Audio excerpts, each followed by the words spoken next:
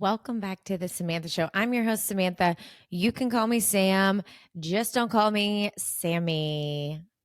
You know what I'm going to try? I think I'm going to try to put this on the internet in video form, which means that I am going to be able to edit a little bit less because I'm just not quite at the place like where I'm good enough to like edit the video and make it like super smooth and all this. So I'm going to try to speak without too many ums, uhs, pauses, and all of the above so that this can actually be like a solid delivery of a podcast without a lot of editing, which feels like a lot of pressure.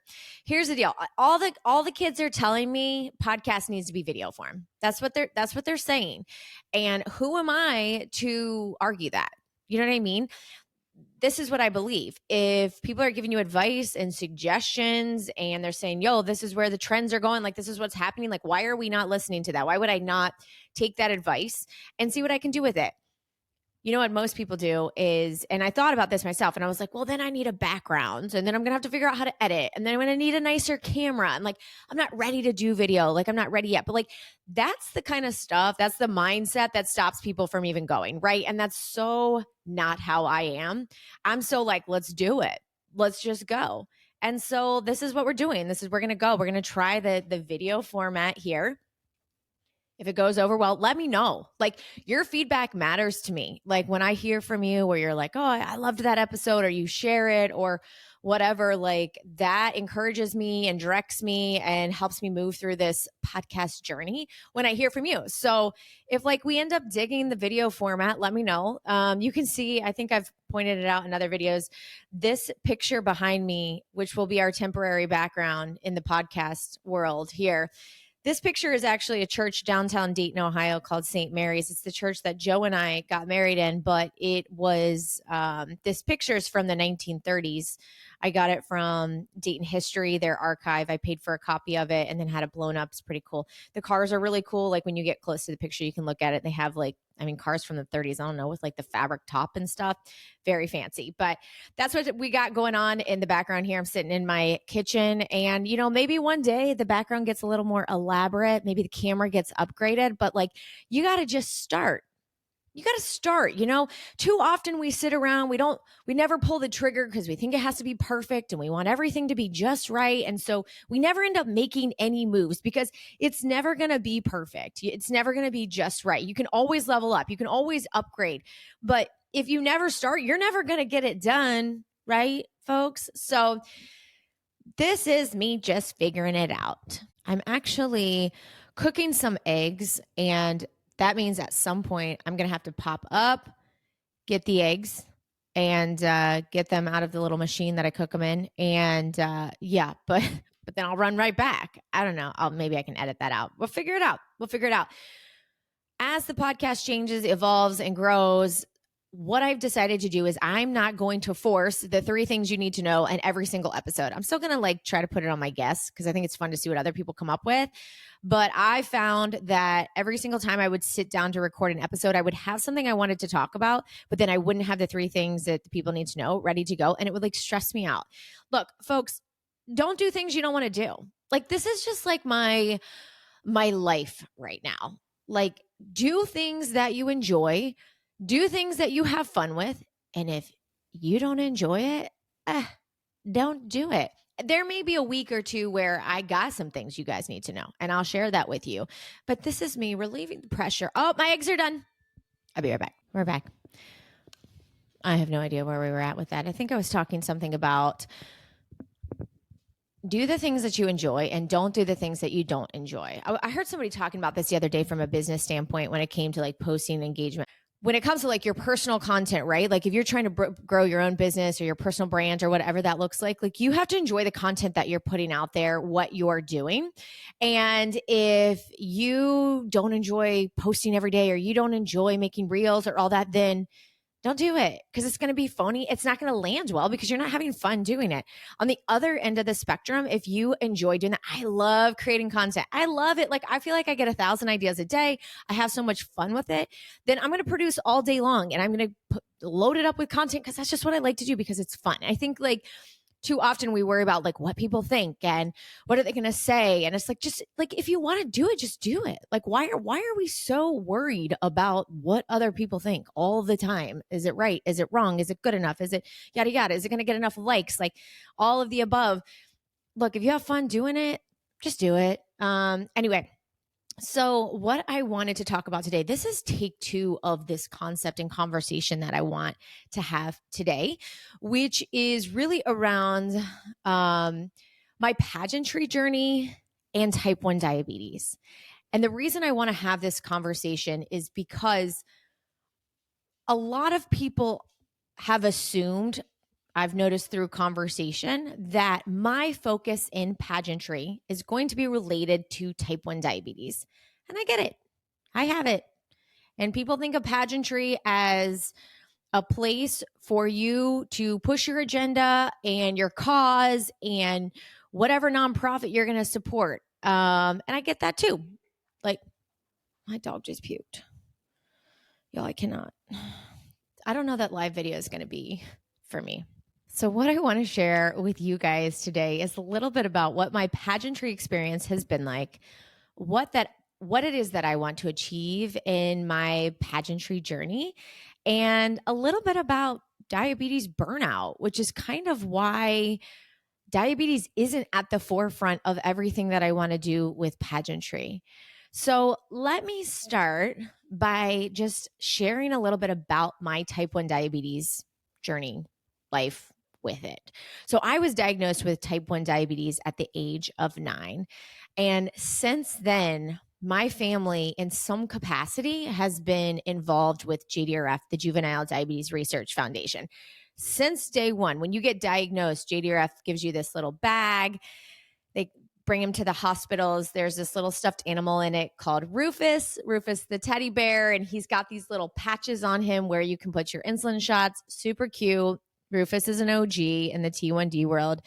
But we've been involved with JDRF forever. And then I've gotten involved with a couple other nonprofits a little bit here and there, beyond type 1 diabetes, Dayton in some capacity. So, my involvement in the type 1 diabetes community has been forever, always. I actually worked for JDRF for a period of time. And admittedly, when you live with diabetes, it's 24/7.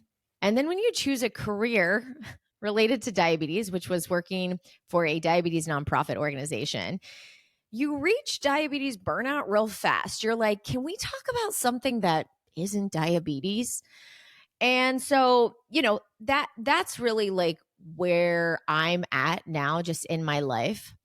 Growing up, I never wanted to be known as the girl who lives with diabetes. Like I didn't want that to be the defining factor. I never wanted anyone to be like, oh, she's sick. She can't do this. She's, we have to take special care of her. We have to bring her apples to school when every other kid gets a cupcake for someone's birthday. Like, no, I can eat the cupcake. I didn't want my diabetes to define me. But I know now as an adult that although diabetes doesn't define me, it has made me who I am. I feel like I've always really taken charge and take control of situations. I'm very type A. I think a lot of that stems from keeping myself alive for so long, acting as a human pancreas.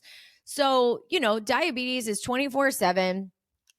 Been involved with nonprofits related to diabetes my whole life, still very, very actively involved with the Juvenile Diabetes Research Foundation. In fact, this weekend, so excited, I am emceeing our Cincinnatian of the Year Gala with Bob Herzog, and we get to co-MC the event together, and I'm just so excited. So still very involved with JDRF and also just the type 1 diabetes community online, social media, connecting with other people who live with type 1. We learn from each other in the T1D community. Admittedly, like even the doctors, like if you don't live with type 1 diabetes, you don't fully understand. The textbooks can't even teach you truly what it's like to manage and live with type 1 diabetes. But us who live with the disease absolutely can share tips and tricks that can be really life-changing in managing and living with the disease. So, I love my online T1D community, and I love staying connected with them in any way that I can. Getting into pageantry, the reason I got into pageantry, the reason I was like, I think I want to do this, was because I'm known as Cycle Bar Samantha. And maybe also known as the girl who lives with type 1 diabetes. She's got type 1 diabetes and she's Cycle Bar. Like that is my identity. And love those identities, right? Proud to live a fulfilling, active, busy life with type 1 diabetes. And Cycle Bar is the huge core piece of who I am. It's truly given me the confidence and made me who I am today. But where I'm at in my life is, who am I if not Cycle Bar or the girl that lives with diabetes? Then who am I? And so getting into this pageantry journey has been discovering that woman and finding out what else I can do. What else can I offer to the world? What impact can I make? What aspects of living with type 1 diabetes, working at Cycle Bar, do I absolutely love that I can bring into an identity and who I am and give it back in a bigger way? And so that really led to my pageantry journey, as well as I'm the kind of person, I love setting goals. I love finding out what I'm capable of, trying new skills. Walking in high heels was not a thing for me. Maybe I ran around at the bars in college in high heels, but walking in high heels with grace is just grace and eloquence and being delicate has never really been my thing. I'm more of I tried gymnastics, I ended up in cheer, but I'm not I feel like I'm not super graceful. So I knew that having to practice walking in heels, finding more of a feminine side to myself, getting to put dresses on, really learning how to do my makeup, my hair in a new way. I've always been kind of good at that stuff, but never fully trained or fully embraced it because I work in fitness. So, that's always kind of been my thing. I sweat all the time. I've always worn makeup to teach my classes, but again, just kind of discovering a new side to myself. And getting into this pageantry journey has been just that, which has been really, really wonderful. And I would encourage, seriously, any woman that just feels honestly, if you feel a little lost or you're kind of looking for your purpose, you're what comes next for you? Dude, check out pageantry, because it's just going to force you to sit down, self-reflect. It's going to force you to kind of level up internally, externally. And so anyway, anybody who's interested in it, I really think you should check it out, whether you're a Miss, Mrs., Ms., Teen, Junior, Tiny Bop, I don't know what they call the little ones. But it's been a really, really great experience so far. But the automatic go-to is that people think I am doing this for the T1D community, or I'm going to talk just about diabetes. And that's just not the truth. It's not the truth. Actually, when I started, I thought that I would. I was yeah, JDRF will be my nonprofit that I support because it's what I'm already doing. And I'll just be an advocate for type 1 diabetes, and that'll be my thing, right? And but what I found, and I was working with my coach, Jackie Blankenship, and she was Mrs. America 2021, 2022, around there. I don't know the years exactly. Don't hold me to that. But so she's been coaching me and working with me, and she's been great. And when I first had a couple calls with her, we were looking at the diabetes thing. I was okay, let's do this. How do we expand our reach? How do we impact people? How do we make them feel through this? All of the above. And then there was one call where I was kind of talking through it, and she was like, "You sound bored." And I was like, "I am bored. I am so bored. I do not care to talk about diabetes all day long. I do not care to talk about diabetes all day long." I'm I got so much other fun stuff going on. I want to get into motivational speaking. I want to share my story about how I went from a non-passing audition for Cycle Bar to being one of the senior master instructors, one of 5 right now out of 3,000 instructors around the country. Like, I want to share that story. Like, I want to tell people how I live with type 1 diabetes, but I never let it hold me down. And I'm constantly setting goals and I'm constantly achieving. And how, I walked out of college cheerleading tryouts, and that I regret that moment to this day. And I've let that fuel me now in everything that I do to never not even try. Like, those are the stories that I'm passionate about. That's what I want to use to inspire people. I don't want to talk about diabetes all day long. What I do want to do is connect with people who live with type 1 diabetes and be like, yo, you're capable of absolutely everything that you want to do. Like, diabetes doesn't have to stop you from crushing and achieving all of your goals. But the thing is, I want to give that message to not only my friends who live with type 1 diabetes, I want to give it to every single person that I can get in touch with. Because to me, we all got something. We're all dealing with something. And it might be diabetes. It could be something more severe. It could be something less. It could be like, yo, I'm going through a bad breakup. And I want to be like, you're going to get through this.